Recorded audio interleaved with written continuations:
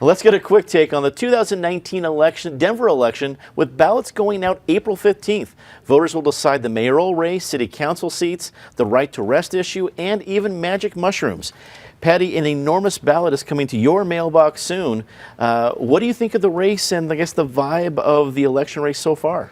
The race has been pretty quiet so far, but it is really heating up right now. Initiative 300, the Right to Survive initiative, is causing a lot of trouble. There's bad campaigning, there's a lot of money, 1.5 million on the no on 300 campaign. So it is not going to be safe going to your mailbox, picking up your phone. You are going to be barraged. We've got very competitive city council races, and then we do have many candidates for mayor. So everybody should be voting. Last May election, we were under 30%. We can do better. Joey Bunch, Deputy Managing Editor at Colorado Politics. It is wonderful to have you back. Yeah. Joey, I've had a hard time getting a feel for I haven't seen any polling data. I can't get a feel for the mojo of the races, whether it's the mayoral race or how Initiative 300 is going.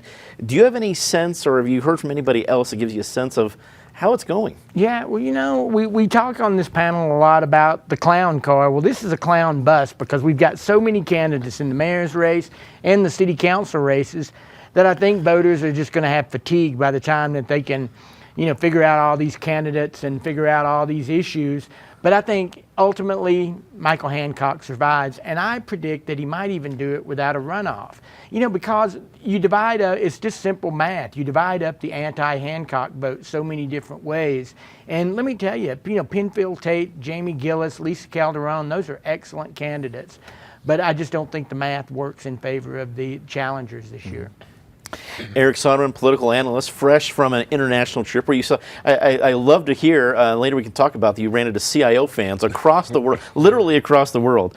Eric, what do you think? What's your vibe of what's going on, especially seeing the most expensive ballot issue race in Denver history?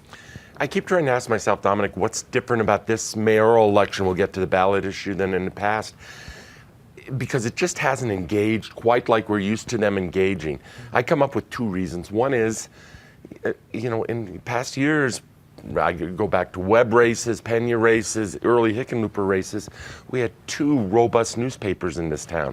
One of them is now gone. The other one is obviously a shadow of what it used to be. I remember races where each paper had two reporters assigned full-time to the campaign, 4 total.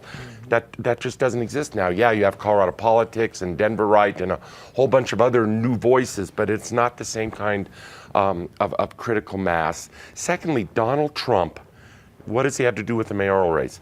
He takes up so much political oxygen these days. I think Washington, D.C. just sucks up all the political oxygen. It's a finite supply. There's less of it available here. I'll differ with Joey. I think the likelihood, I think it's going to be close of whether this thing goes to a runoff or not, but I think the likelihood is that we do see a runoff, that there's enough of a market out there for somebody else that between those 3 other candidates, Calderon, Gillis, Tate, that they can combine, get over 50, which is what they need between them, and then the other couple candidates on the edges to force a runoff. And then it's one-on-one and on no holds barred. 300 is an interesting issue. It's pitting friend against friend, foe against foe in this town. It's creating a lot of ugliness. I think it is a silly proposition, perhaps well-intentioned, but with awful consequences. But will be interesting to see if all that money can take it down. Chris Akiva rounds out our panel, columnist of the Denver Post and radio talk show host, KHOW, right? It is indeed. And yeah, a little bit later than drive time, but what, yeah, 6 to 8? 6 to 8? While you're making dinner. Perfect. That's a perfect time to listen to Chris. Well, as a radio talk show host, you're hearing from a certain part of Denver. What's your vibe of how the election's going? I think there's a great concern about Initiative 300. This idea that people have a right to camp out in parks. We already have a lot of vagrancy in the city now. I think we're going to go a little closer to Seattle, a little closer to San Francisco, with people staying in a state of homelessness and dependency and not getting the help that they need. Even the Denver Rescue Mission has said this is a bad idea. We need to get people who are struggling with homelessness issues, addiction, and poor choices, as well as mental illness, getting them out of that environment and into a place where their basic needs can be met and they can get help to move off the street and into permanent housing. I think it's going to be a nightmare for Denver the city, we might as well rename Denver San Francisco at that point. You add to it the quasi-legalization of magic mushrooms. Again, not a great idea. I think we could see some more bad side effects of drug addiction in this city with regard to crashes, hospitalizations, and so forth. Not a good thing.